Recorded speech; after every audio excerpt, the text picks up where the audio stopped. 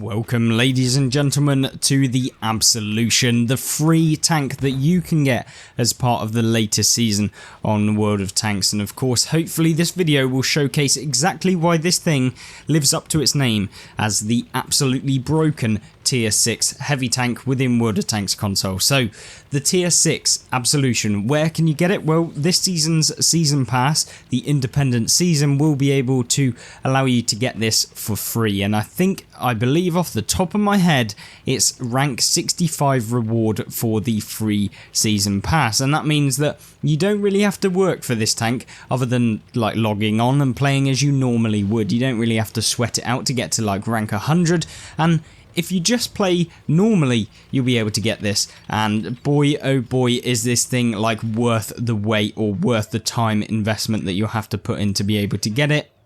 It's not even going to be that much of a time investment, but the key thing I think about this tank comparatively to a lot of the others is the fact that this tank has really amazing armor for a tier 6.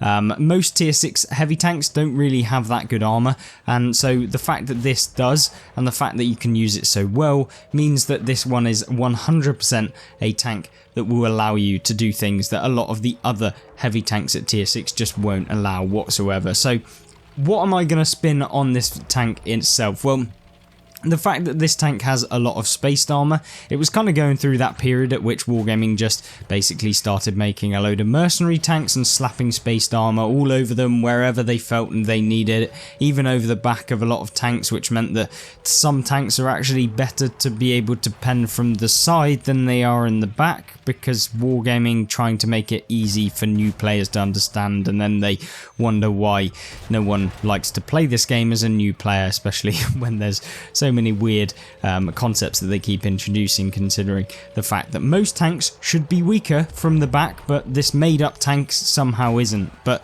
nonetheless, we're on about this tank in today's video, and that really isn't the case, but you can still bounce rounds for the back if people are auto-aiming you. Luckily in this video no one is really shooting me at all, so it's always good when that happens. Nonetheless, what we can do is we can farm up some of these tanks, and this is looking like a pretty dire scenario. We've got what, like 8 tanks in front of us or somewhere like that. It's terrible from a perspective of trying to actually carry. However, we're a top tier tank.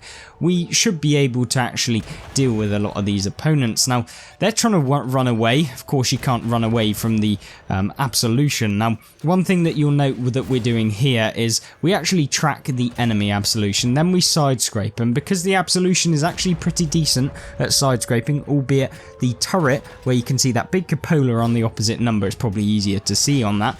That is where the weak point is. Also, the top of the turret can be penned really easily, so there's always that weak point too. But the key thing for me in terms of playing this tank is the fact that this thing gets an amazing gun and you're able to tear apart opponents. We've been able to hold back, what, like 5 tanks all in one?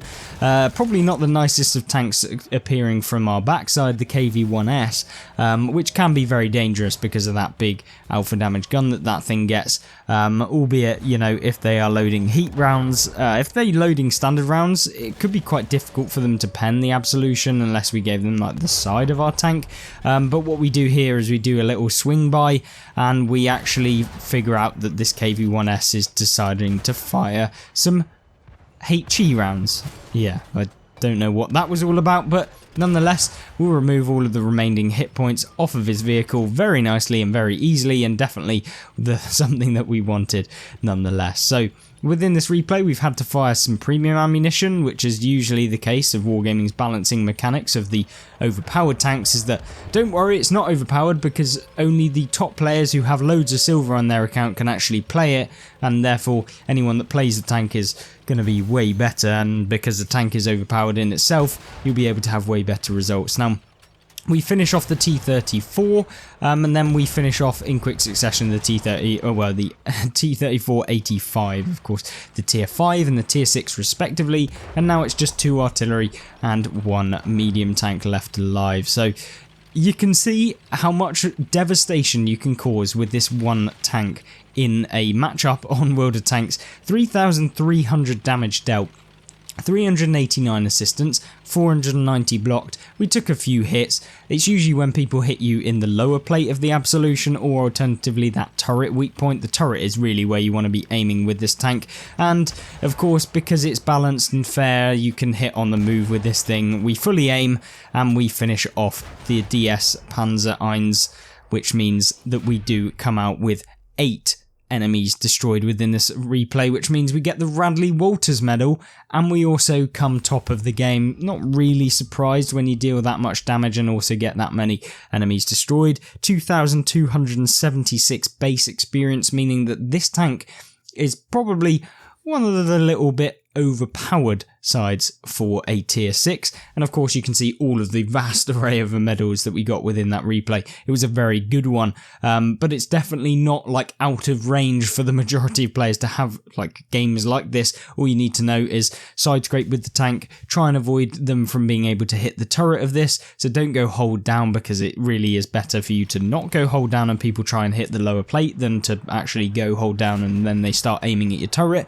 But nonetheless, let's jump into the next replay. Talking about the next replay, it's Lakeville, and Lakeville is a map that I've always kind of enjoyed within World of Tanks. I think it offers a little bit of everything, and I feel like it's a map that we don't really showcase all too much on the kind of the channel, and I think that that's kind of something wrong. Hopefully we can get a bit more of a diverse set of maps on this channel, so we can kind of showcase how you can play various different maps in various different classes, because a lot of the time it's usually the ones that I know best and the ones that have been in the rotation for the longest, or potentially the ones that have like the biggest rotational percentage or whatever it might be that's currently in World of Tanks. Now you're seeing us take a few kind of early shots, but one thing I want to note is that you shouldn't stop here. Like, don't get a couple of shots and then stay there for the whole game, because 90% of the time it's not actually worth it.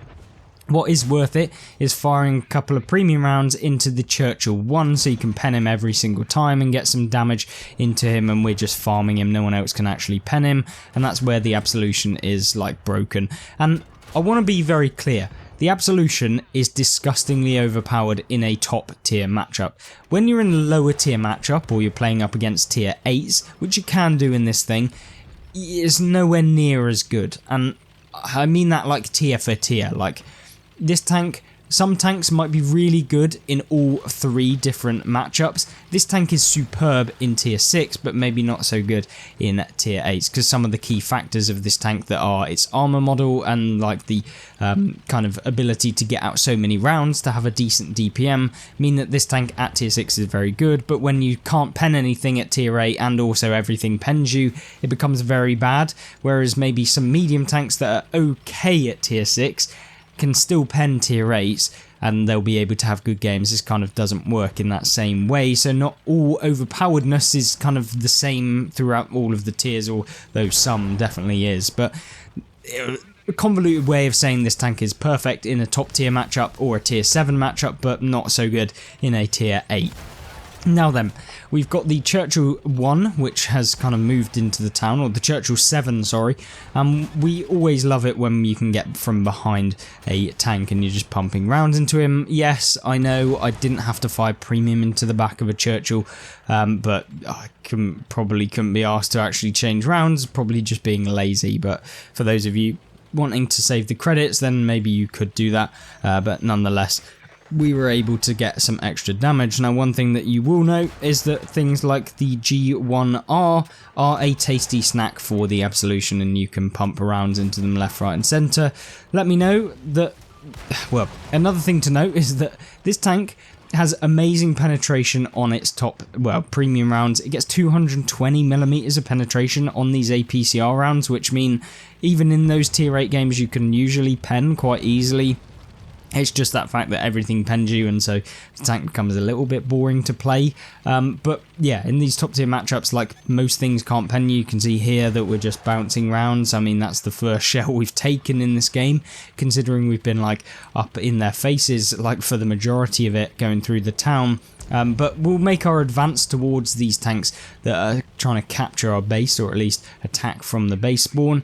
Usually, in my personal opinion, trying to cap a base is the worst thing to do in Lakeville. It's so boring. I mean, who actually wants to cap in World of Tanks? I mean, it's not particularly my favourite thing to do, but nonetheless, what we'll do is we'll push forward. The AMX 13F3 comes from behind us. We try and snapshot him. I'm actually surprised I missed that one, but we'll place another round into him in just what, like 2.9 seconds later. So that's kind of the reload of this tank. It's perfect, to be honest with you, and we'll make it work.